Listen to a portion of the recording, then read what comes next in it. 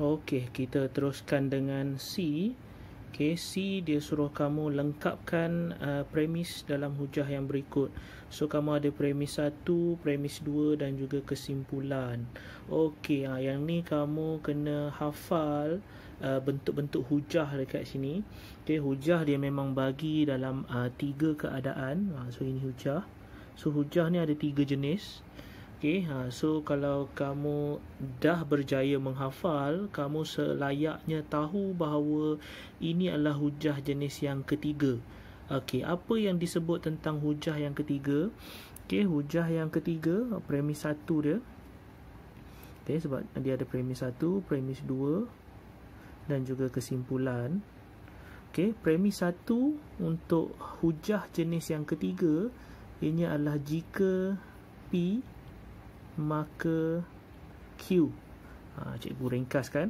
Okey, so kalau ikutkan hujah dia yang pertama untuk hujah yang ketiga, premis yang pertama jika P maka Q. Okey, P2 ataupun premis 2 untuk hujah yang ketiga dia akan menyebut tentang bukan Q. Okey, dia akan sebut Q dahulu. Kemudian untuk kesimpulan dia akan sebut tentang bukan P. Okey.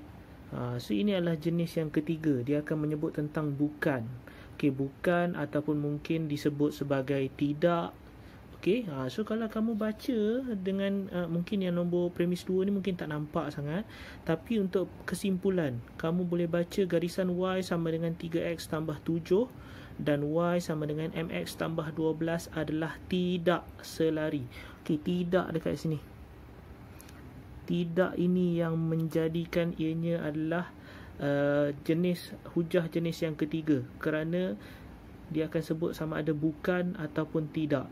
So kali ini dia sebut tidak. So sebenarnya dekat premis 2 ni pun adalah simbol tidak sama dengan. Okey, masih lagi perkataan tidak dan juga tidak. So sebab tu cikgu kata ianya adalah hujah yang ketiga. So automatik hujah yang ketiga ini sebenarnya adalah Q. Okay, so ini adalah P lah. Okay, so kita nak bina balik premis yang pertama. So dia akan jadi jika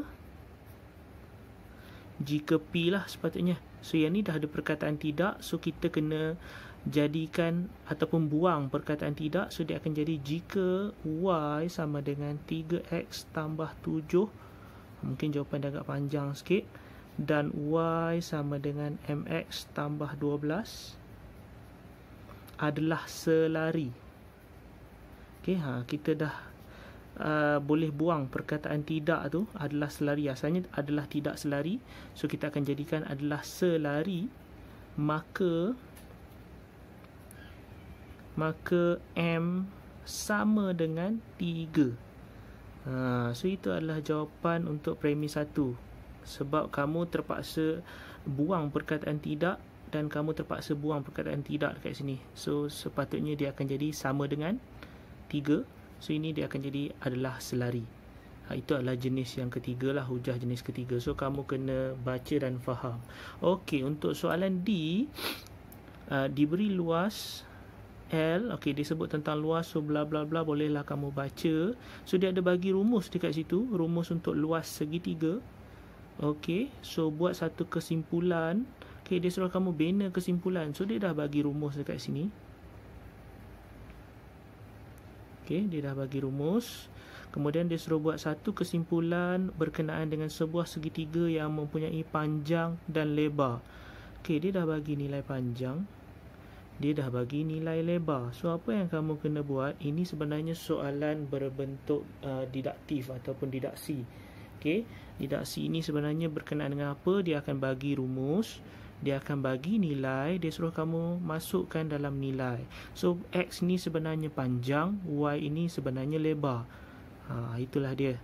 So apa lagi yang kamu buat? Kita masukkan nilai L sama dengan 1/2 X kamu, kita boleh terus masuk nilai 12. Okay, dan Y kamu terus masuk nilai 15. Okay, so kamu tekan kalkulator, dia akan menjurus kepada jawapan 90. Okey, itulah jawapan ataupun kesimpulan yang dia nak. So jawapannya ialah 90.